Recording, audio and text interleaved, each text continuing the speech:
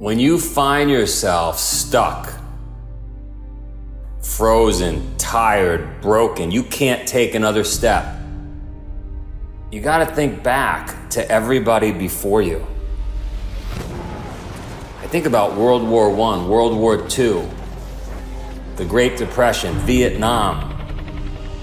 People I know that are missing arms, legs. I know folks that had to cut their own fingers off. We've seen movies where someone had to cut his arm off to get to safety.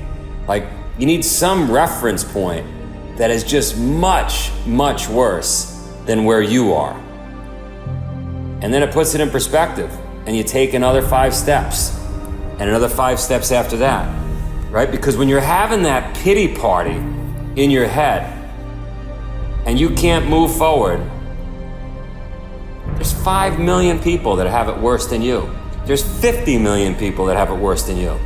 So stop complaining, take a few steps forward, and remember, you have 8 days left in you.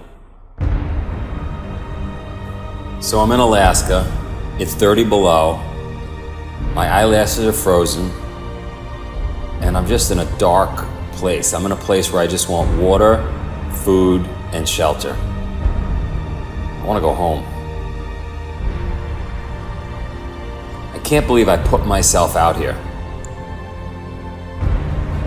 And I start playing the tape in my head of how great it would feel if I could just get back home. But there's not an option. There's no option. I'm in the middle of nowhere.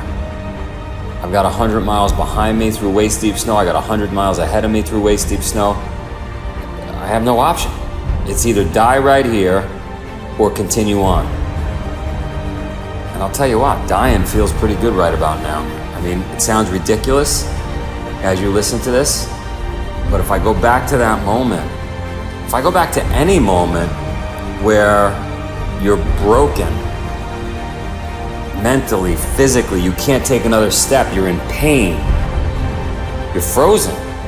Literally, I'm frozen.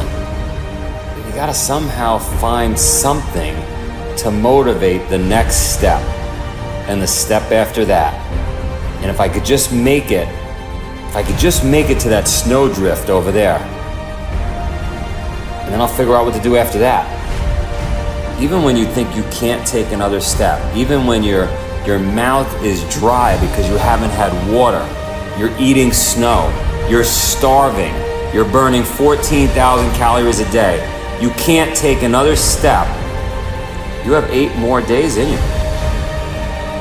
And somehow I mustered up enough strength to go 100 yards ahead, and 100 yards after that, and another 100 yards, and 8 days later, I got to the finish line.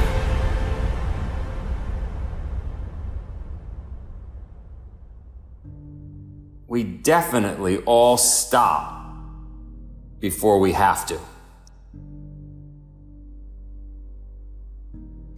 We stop because we think we have to. We don't stop because we have to.